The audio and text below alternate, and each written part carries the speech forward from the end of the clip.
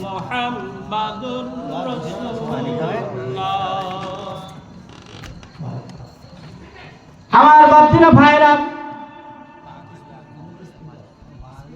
আমার বাপজিরা ভাইরা, মা এই ছেলেকে অবস্থা দেখে তিনি তার কাছে একটা লুঙ্গি ছিল, পুরানো কাপড় ছিল, সেটুকু তুমি দিয়ে দিলেন। তিনি ওই কাপড় কিন্তু ভাগ করলেন, আধা কাপড় নেন, আধাটা গায়ে দিলেন, তাদের হাত লাগে না।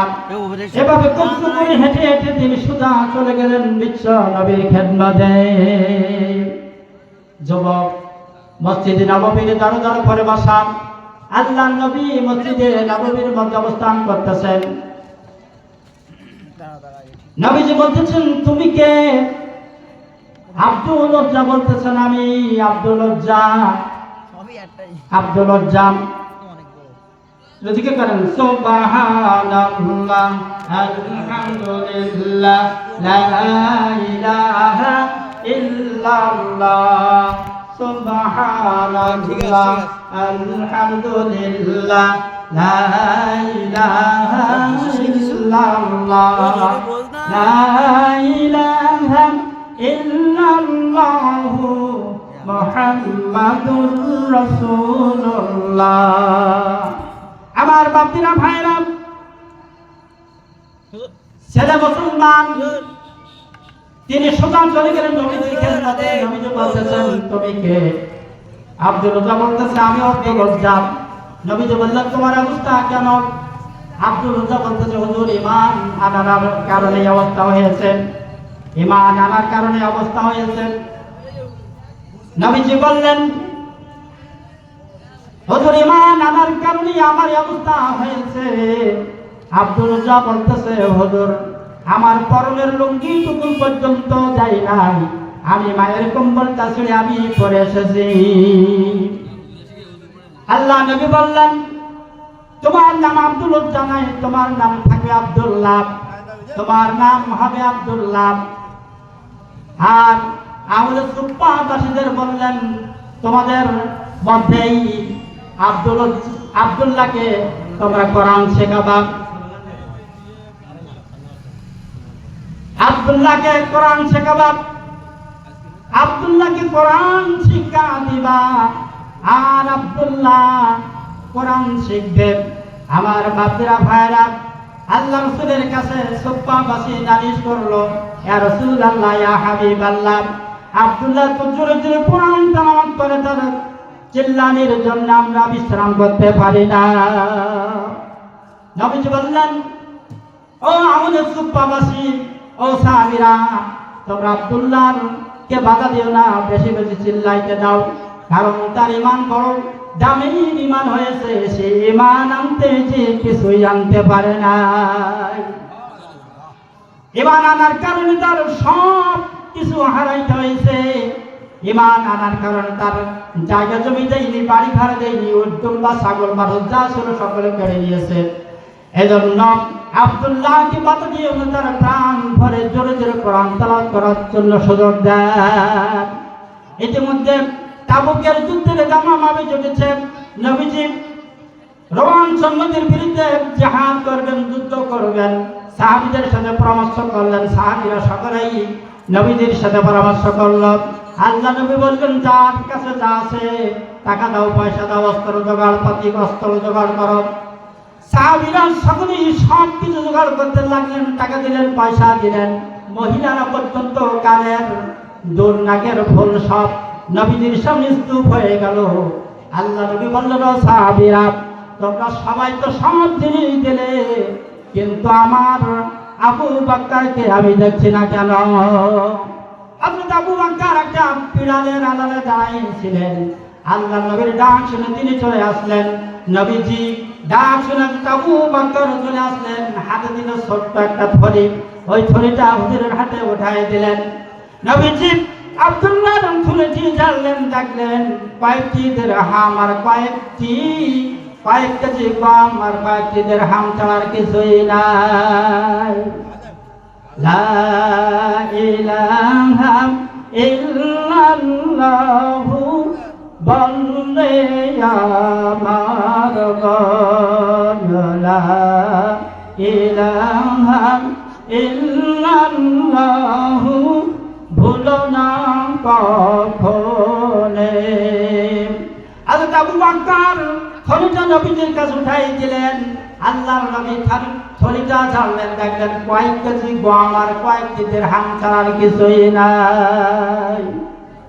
হযরত নবীজি তাকালেন আবু বকরের মুখের দিকে, দেখলেন চোখের পানিতে তার দাড়ি ভিজে ভিজে পড়তেছে। নবীজি বললেন, ও সাহাবীরা, তোমরা যে দান করেছো, তোমাদের দানের তুলনায় আবু বকর যে দান করেছে তা বেশি আল্লাহর কাছে প্রিয় হয়েছে। সাহাবীদের মনে প্রশ্ন জাগলো, এটা কেমন করে হলো? আমরা তো দিলাম, বেতনে আসলাম, সম্পদ দুই ভাগ করলাম, এক ভাগ বাড়িতে রেখে এসেছি, এক ভাগ নিয়ে এসেছি। সম্পদ তিন ভাগ করেছি, দুই ভাগ এনেছি, এক ভাগ বাড়িতে রেখে এসেছি, তা কেমন করে হলো? নবীজি সব শেষে জিজ্ঞাসা করলেন, আবু বকর, তুমি জিহাদের জন্য কি এনেছো আর কি বাড়িতে রেখে এসেছো? হযরত আবু বকর বললেন, রাসূলুল্লাহ ইয়া হাবিবাল্লাহ, আমার জাগতিক, আমার বাড়িতে জাগতিক সম্পদ বলতে যা বুঝাই সবটুকু এনে আমি বিশ্ব নবীর কদম মুবারকে দান করে দিয়েছি। আবু বকরের বাড়িতে এখন আল্লাহ তার রাসূল ছাড়ার কোনো জিনিস বাকি নাই। সব এনেছি ইয়া রাসূলুল্লাহ, আমার বাড়িতে আর কিছুই নাই।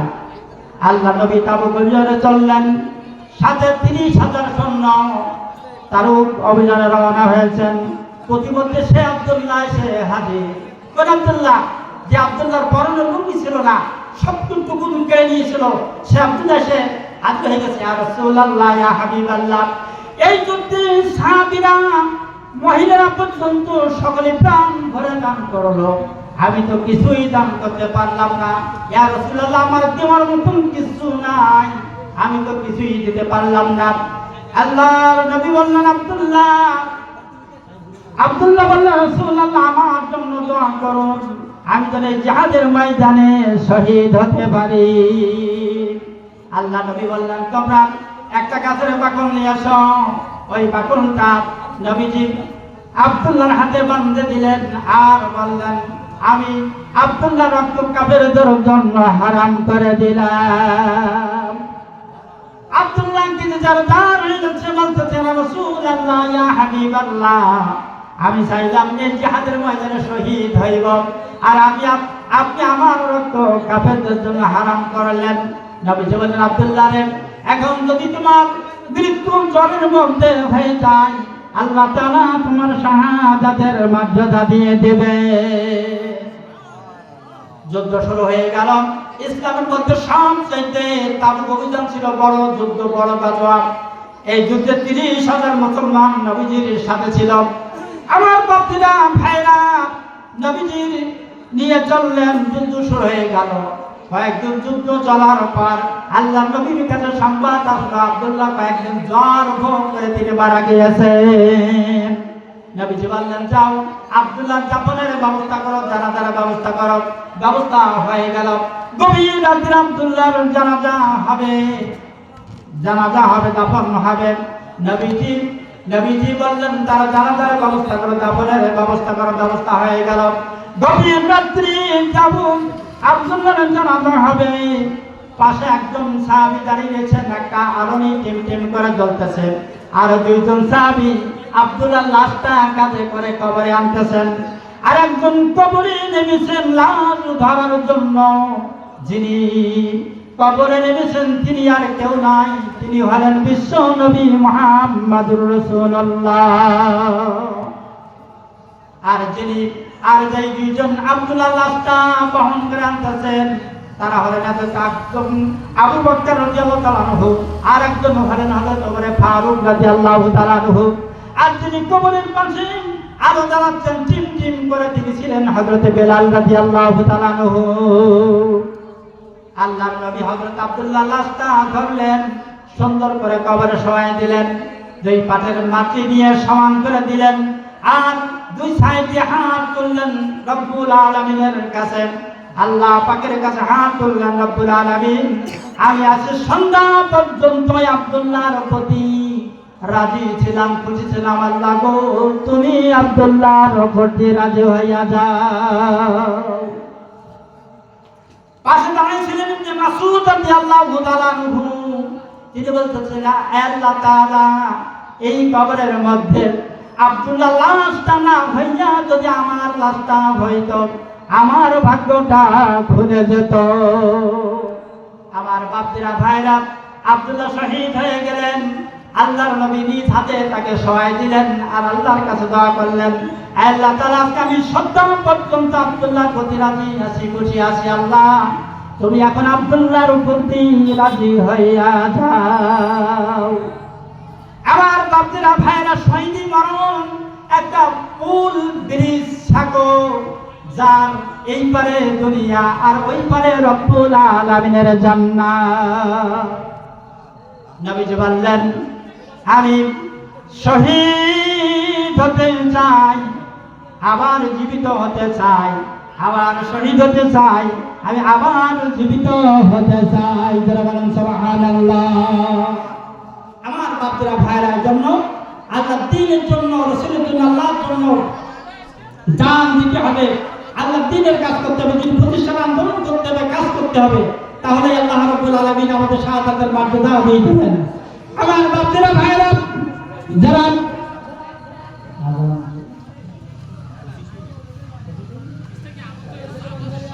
আমার বাপরা ভাইরা, শাহাদাত যারা শহীদ মরণ গ্রহণ করবেন তাদের কোনো বিচার হবে না, তাদের কোনো হিসাব করবেন না। আল্লাহ পাক নবী বলতেছেন, বাবা হাসর করে খোদা কুরসি বাবু আন্দার গাওয়াবে শহীদে হামদার শিকাত গাওয়াহিয়া কাফনদারান। কিয়ামতের ময়দানে শহীদরা ক্ষতস্থানগুলো নিয়ে হাজির হইবে, পেগারের চিহ্ন, খন্দকের চিহ্ন, বুলেটের চিহ্ন, তরবারির চিহ্ন, ক্ষত চিহ্নগুলো নিয়ে আল্লাহ দরবারে হাজির হয়ে যাবে। আল্লাহ বলবেন, ও বান্দারা তোমাদের অবস্থা কেন? শহীদ বলবে, তোমার দিন কায়েমের জন্য আল্লাহ আমরা তোমার দিন কায়েমের কাজরত ছিলাম। কাফেররা সহ্য করতে পারে নাই, ইসলামের দুশমনরা সহ্য করতে পারে নাই, তাদের সাথে সংঘর্ষ হয়েছে, আঘাত করেছে, তারা আমাদের মেরেছে। ওই ক্ষত চিহ্নগুলো নিয়ে আল্লাহ তোমার দরবারে আমরা হাজির হয়ে গেছি। আল্লাহ বলবেন, বান্দারে তোমার কলিজার মধ্যে স্বামী স্ত্রীর মহব্বত, পিতার মহব্বত, সন্তানের মহব্বত কাজে লাগে নাই। তোমার আমি আল্লাহ আমাকে এত মহব্বত করেছো, যার কারণে আজকে তোমার কোনো বিচার করবো না, হিসাব করবো না, বিনা বিচারে বিনা হিসাবে আমার জান্নাতে চলে যাও। আমার বাপজিরা ভাইরা, এই জন্য আসুন আল্লাহ পাকের দিন কায়েমের জন্য আমরা প্রাণান্তকার চেষ্টা করি, যাতে করে নবিয়ারা কাজ, সাহাবায়ে কেরামরা কাজ করেছিলেন। আল্লাহ তাআলা আমাদের সকলকে মৃত্যুর পর্যন্ত আল্লাহর এই দ্বীনের কাজ করা, দিন কায়েমের কাজ করা, আল্লাহ সকলকে সম্পূর্ণভাবে আল্লাহ আমাদের কবুল করুন। বলেন আমিন। আর ওদের বলেন আমিন। এখন ঈশার নামাজ আযান হবে, জামাত হবে, আমরা সকালে মসজিদে জামাত হবে ইনশাআল্লাহ। আল্লাহ তাওফীক ইল্লা বিল্লাহ। আসসালামু আলাইকুম ওয়া রাহমাতুল্লাহি ওয়া বারাকাতুহু। আলহামদুলিল্লাহ, খুবই গুরুত্বপূর্ণ আলোচনা করতেছিলেন হুজুর। সময় স্বল্পতার কারণে হুজুরকে আর সময় দিতে পারি নাই। এখন ঈশারের আযান হবে, আমাদের যাদের উযু নেই আমরা উযু করে মসজিদে চলে আসি। মসজিদে ঈশারের নামাজ হবে, নামাজের পর থেকে আবার আনুষ্ঠানিকভাবে মাহফিল কার্যক্রম শুরু হবে। এখন ঈশারের আযান, নামাজের জামাত হবে 7:30 টাইমের দিকে আমরা